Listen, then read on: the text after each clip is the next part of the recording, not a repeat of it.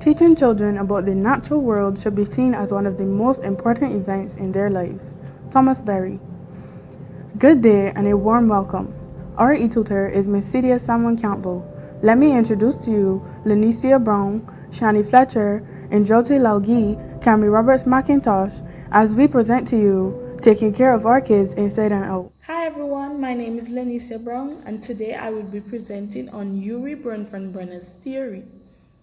Yuri Bronfenbrenner was a Russian-born American developmental psychologist who is most known for his ecological system theory of child development. Bronfenbrenner's theory. Yuri Bronfenbrenner's theory explains how everything in a child and the child's environment affects how a child grows and develops in 5 systems. The 5 different principles or levels of the environment that influence children's development includes the microsystem, the mesosystem, the exosystem, the macrosystem, and the chronosystem. 5 main principles of Yuri Bronfenbrenner's theory, 3 of which I will be explaining. The microsystem. This system describes a person's relationship and their interactions with their immediate surroundings. The home. Bronfenbrenner explained that for us to understand development at this level, relationships should be flown in both directions. The way a child behaves will affect the adult's response and vice versa. The ecosystem level includes the other people and places that the child may not interact with often, but that still have a large effect on the child, such as parents' workplace, extended family members, the neighborhood, etc. The macrosystem. This is the outermost level of Bronfenbrenner's model.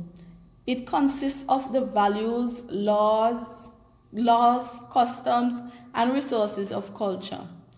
There are many factors that influence a child's development in relations to the macrosystem, such as the individual's community religion beliefs about the roles of education in society, roles of the government, beliefs about individual responsibility, about respect for childcare, just to name a few. The macrosystem has impediments as well as encouragement for taking care of children. The idea that no child left behind, provisions for the needy child, welfare program by government and charities are all parts of humanitarian subculture that has been growing in our societies. It means that at this macro level, a child who is not being cared for does not necessarily have to be unstopped in his or her child development. The child, following the Bronfenbrenner's theory, can access supportive resources and interventions to develop into an effective child and person. Good evening, everyone. I will be discussing vaccination. The following are some vaccinations children should receive before entering preschool. At birth, within 24 hours, a child should receive the pediatric hepatitis B vaccine. Between 6 to 8 weeks, the first dose of diphtheria, Haemophilus influenza type B, hepatitis B, and intrapoliovirus vaccines. At 4 months, the second diphtheria, Haemophilus influenza type B, hepatitis B, and intrapoliovirus vaccines. At 6 months, the third dose of diphtheria, Haemophilus influenza type B, hepatitis B, and bivalent poliovirus vaccines. At 1 year, the measles, mumps, and rubella 3-in-1 vaccine. At 18 months, the booster diphtheria, bivalent poliovirus, and measles, mumps, and rubella vaccines. According to the World Health Organization, poliomyelitis or polio is a communicable disease that is caused by the poliovirus. The virus can spread among persons and infect the nervous system, causing paralysis or death. According to the Center for Disease Control and Prevention, a small number of children who are infected with polio get paralysis. Children who are diagnosed with paralysis and may seem to have fully recovered may later as adults develop muscle pain and weaknesses. Short and long-term effects include flu-like symptoms such as fever, loss of appetite, headache, severe weaknesses, breathing difficulties, severe coughs, and permanent crippling. Hepatitis B. According to the World Health Organization, hepatitis B is a serious life-threatening disease that affects the liver. It is caused by the hepatitis B virus. It can cause acute or chronic illnesses which can lead to death. According to the World Health Organization, children under 6 who are not vaccinated are at risk for contracting hepatitis B virus and may develop chronic infections. 1 out of 4 of them dies. 80 to 90% of children 1 year and under may develop chronic infections, and 30 to 50% of children 6 years and under may develop chronic infections. Short and long-term effects include fever, fatigue, loss of appetite, liver cancer, death, and liver damage. Diphtheria. According to the Ministry of Health, Grenada, diphtheria is an acute bacterial infectious disease that affects the throat and nose. The disease affects all ages of children, but mostly unimmunized children. It causes respiratory problems and heart failure in children, which may lead to death. Short and long-term effects include sore throat, loss of appetite, slight fever, abnormal heartbeats, which may lead to heart failure, and respiratory obstruction, followed by death. Good evening, everyone. As we continue discussing taking care of our children inside and out, we'll be looking at non-communicable diseases and diabetes. According to the World Health Organization, non-communicable disease is a medical condition that is non-transmittable and is responsible for more than 71% deaths annually worldwide. This lifelong disease is caused by a number of contributing factors, for example, genetics, environment, and socioeconomic status.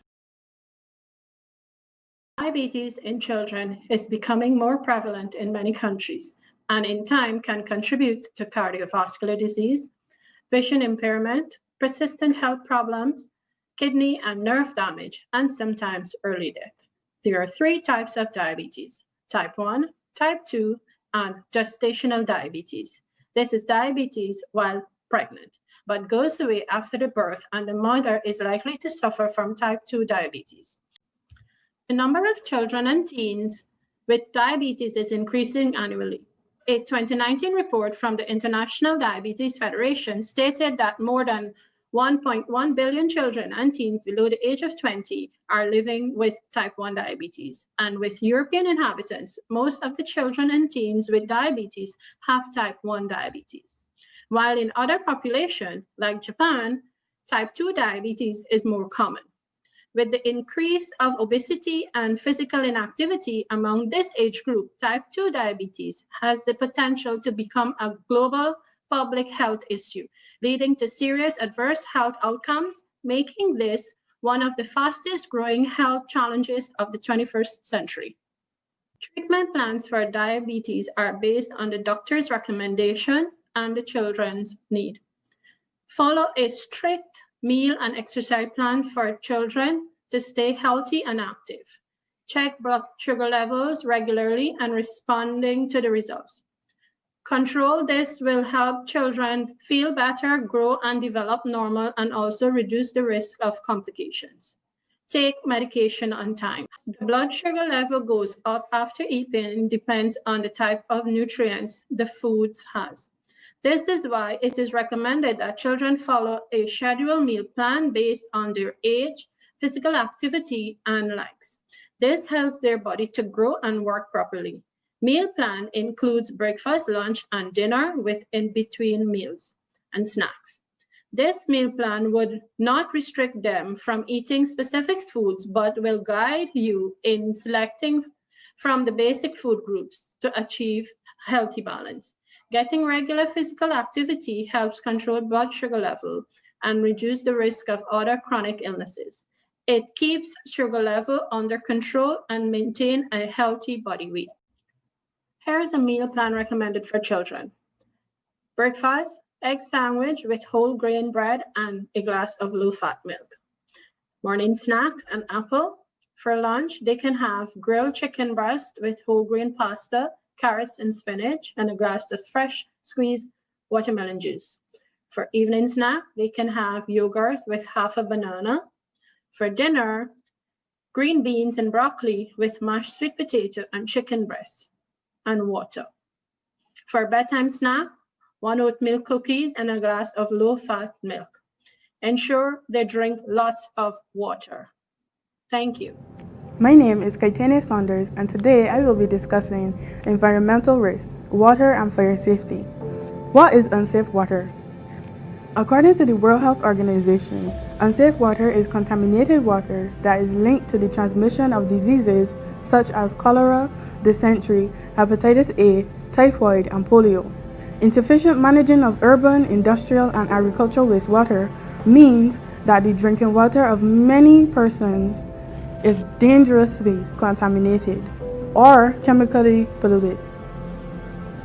With COVID-19 spreading rapidly throughout the Caribbean, the lives of millions of children are at risk. For children under 5, water and sanitation-related diseases are one of the leading causes of death.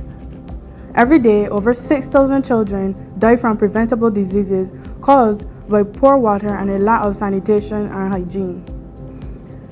In these times of crisis, children are particularly vulnerable. For children, chances of survival dwindle because of water crisis. Young children are the first to get sick and die from waterborne and sanitation-related illness, including diarrheal diseases and malaria. What causes diarrhea? The United Kingdom National Health Service says that there are many different causes of diarrhea. A bowel infection like gastroenteritis is a common cause of diarrhea in children. Gastroenteritis can be caused by a virus such as norovirus or rotavirus, bacteria such as Campylobacter and Escherichia coli, which can be ingested from contaminated food, or a parasite such as one that causes giardiasis, which is common through contaminated water. Otherwise, diarrhea can be the result of anxiety, food poisoning, medication, or a long-term condition such as irritable bowel syndrome. If you're at home and your children decide to practice their cooking skills, here is a 5-step guide to teach your children about safety and fire safety in the kitchen. Give children no more than 5 clear instructions on what they should and should not do in the kitchen. With older children, it is also better to explain why. You will need to talk about fire safety more than once to make sure they have remembered and understood what you have taught them. Tell a grown-up if they see matches or lighters laying around. Never turn the stove on without an adult present, and never play with matches and lighters. Never touch any saucepans in the stove when it is lit. Never play or put toys close to a fire or heater, and most importantly, do not pull on electric cables or fiddle with electrical appliances or sockets. It is important to talk with children about what they do if there is a fire. Do not avoid it for fear of frightening them. Children need to know how to react. There may not be an adult around to tell them what to do if a fire breaks out. Here are some basic instructions to give your children. If they see smoke or flames, tell them they should go straight to an adult if possible. Get out of the house as quickly and as safely as possible. Never go back into the building for anything. Find a phone, call the emergency number, and ask for the fire and rescue service. Give the address of the fire slowly and calmly, though they may need to go to the neighbors for help. Plan an escape route, and make sure everyone in the house, primarily the children, are familiar with it, including babysitters. Keep all exits clear and practice the escape plan with children. Make sure your home is safe for children. Here are some measures you can adopt in your home to make sure your children stay safe. Don't leave children on their own in a room where there is a fire risk. Keep matches, lighters, and candles in a place where children can't see or reach them, and put child locks on cupboards. Put a child-proof fire guard in front of an open fire or heater. Don't let children play or leave toys near a fire or heater. Never leave children alone in the kitchen when you're cooking, and never let them play near the stove. Make sure electrical appliances are switched off and unplugged when they are not being used. Keep up-to-date fire extinguishers on hand and easy to use. Install a smoke detector in your home. While yes, they may be expensive, consider a one-time fee to ensure the safety of your home. Keep batteries for the detector so you can change them when the detector starts beeping. The world plays a significant role in the growth of an infant, and the child will be influenced in multiple aspects by these factors. Not only does it look at the biological component of development, but also the ecosystem behind it and the ecosystem involved. Bronfenbrenner's principle is important for educators to understand because it helps the educator to develop a fundamental relationship with their students and build a classroom rich in contact that includes the parents. It will encourage the child to grow and succeed to his or her greatest possible capacity with immediate relationships and a healthy atmosphere.